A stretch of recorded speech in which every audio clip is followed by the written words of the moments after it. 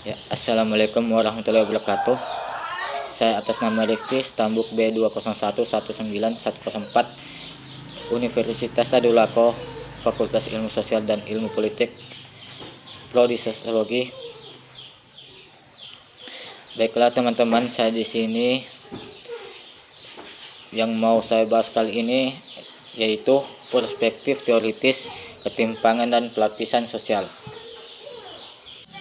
Yang pertama yaitu satu, struktural fungsional atau pelapisan sosial.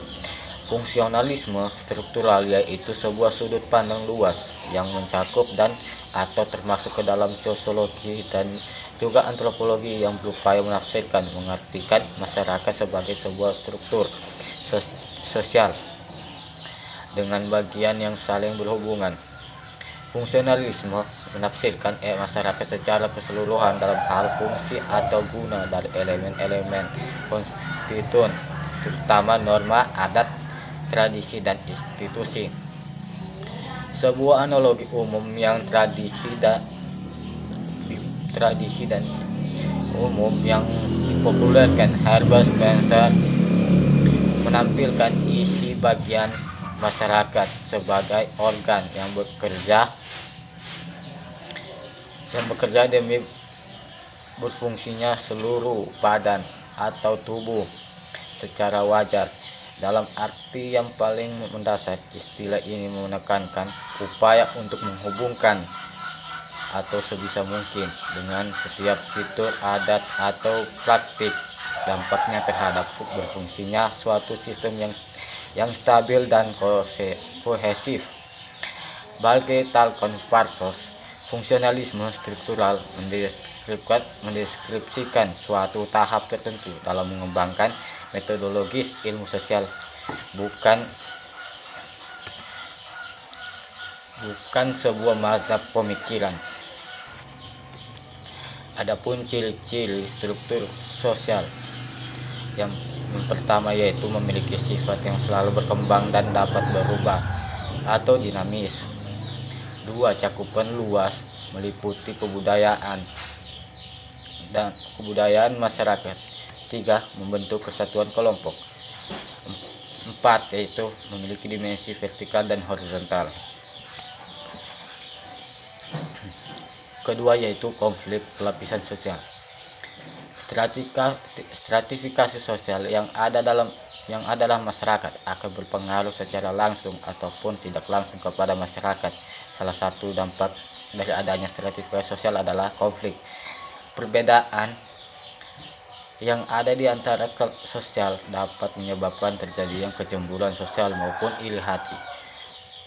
Jika kesenjangan karena perbedaan tersebut tajam, tidak menutup kemungkinan terjadinya konflik sosial antara kelas sosial satu dengan kelas sosial yang lain. Konflik berasal dari bahasa Latin, yakni configere, yang artinya saling memukul.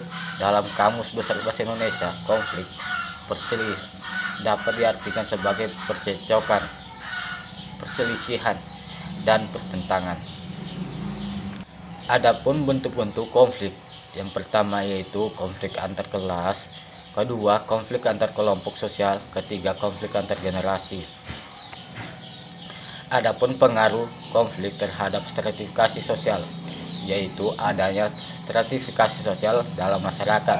Erat kaitannya dengan terjadinya konflik karena masing-masing dari elemen masyarakat berusaha untuk menempati status tertentu dengan segala cara. Konflik kekuasaan merupakan konflik yang dapat kita temukan dalam kehidupan sehari-hari. Yang dimaksud kekuasaan adalah kemampuan untuk mempengaruhi individu-individu lain dalam masyarakat, termasuk mempengaruhi pembuatan keputusan kolektif. Sedangkan wewenang adalah hak untuk berkuasa. Apa yang terjadi apabila orang mempunyai wewenang tetapi tidak memiliki kekuasaan? Mana yang lebih efektif, orang mempunyai kekuasaan saja atau wewenang saja? Meskipun seseorang memiliki hak untuk berkuasa, artinya ia memiliki wewenang. Tetapi kalau dalam dirinya tidak memiliki kemampuan untuk mempengaruhi pihak lain, maka ia tidak akan dapat melaksanakan hak itu dengan baik. Sebaliknya, apabila seseorang memiliki kemampuan mempengaruhi pihak lain, meskipun ia tidak punya wewenang untuk itu, pengaruh dapat berjalan secara efektif.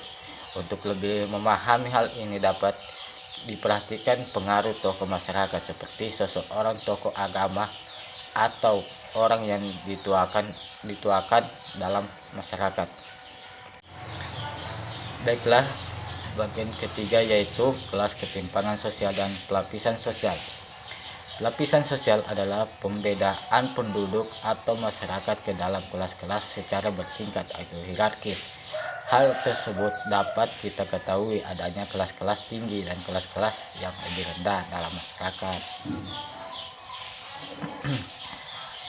Pelapisan sosial merupakan gejala yang bersifat universal kapanpun dan di dalam masyarakat manapun.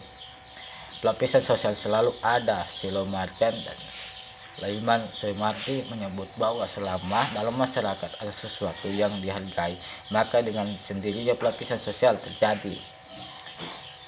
Sesuatu yang dihargai dalam masyarakat bisa berupa harta, kekayaan, ilmu pengetahuan, atau kekuasaan. Dengan demikian dapat kita disimpulkan bahwa pelapisan sosial adalah pembedaan antar warga dalam masyarakat ke dalam kelas-kelas sosial secara bertingkat. Wujudnya adalah terdapat lapisan-lapisan di dalam masyarakat, diantaranya ada kelas sosial tinggi, sedang, dan rendah. Adapun aspek positif dan negatif dari sistem pelapisan sosial, beberapa aspek yang akan timbul akan menimbulkan kesenjangan sosial dan diskriminasi. Aspek negatif ini bisa saja terjadi pada daerah-daerah pedesaan.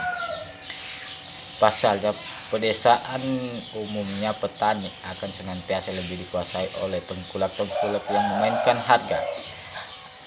Pasar yang cenderung seringkali merugikan para petani, contohnya para petani daun bakau. Untuk pembuatan rokok, harga bakau harus ditentukan oleh pengkulak yang sudah bekerja sama dengan produsen rokok setelah memiliki nama. Tingkatan ekonomi lah yang membuat stratifikasi sosial ini muncul, belum lagi karena jabatan dan tingkat pendidikan.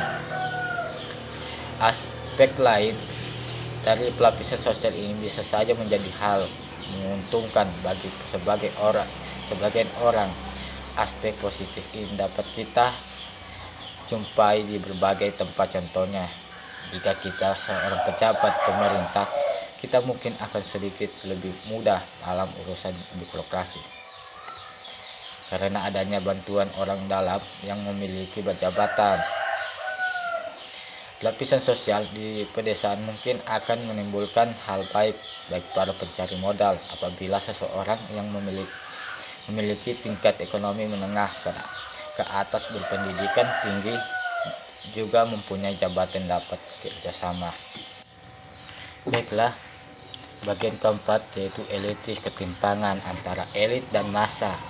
Elit yang pada dasarnya pekerjaan dan lapisan masyarakat yang berbeda itu pada dasarnya datang dari kelas yang sama, yaitu orang-orang yang kaya, juga pandai dan mempunyai kelebihan dari masyarakat kebanyakan. Karena itu menurutnya masyarakat terdiri dari dua kelas. Pertama, lapisan atas yaitu elit yang terbagi ke dalam elit yang memerintah, governing elite, dan elit yang tidak memerintah, non-governing elite, seperti tokoh agama, tokoh pemuda, tuan tanah, dan lain sebagainya. Kedua, lapisan yang lebih rendah yaitu non-elit seperti masyarakat pada umumnya, petani, dan lain sebagainya. Dalam kondisi tertentu ada karakteristik yang membedakan antara elit satu dengan yang lain, yaitu kecakapan untuk memimpin dan menjalankan kontrol politik. Apabila kelompok elit yang sedang menjalankan kontrol politik, apabila kelompok elit yang sedang memimpin kehilangan kecakapannya, sedangkan orang-orang yang berada di luar kelompok tersebut menunjukkan kecakapannya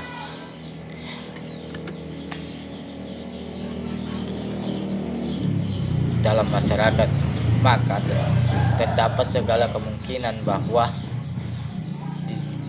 kelompok elit yang berkuasa saat itu akan dijatuhkan dan digantikan oleh kelas elit yang baru. Artinya bahwa dalam kondisi tertentu posisi kelompok elit juga dapat kehilangan kredibilitasnya di mata masyarakat, sehingga dengan mudah dapat dijatuhkan oleh kelompok baru yang nantinya akan menjadi elit baru dalam masyarakat.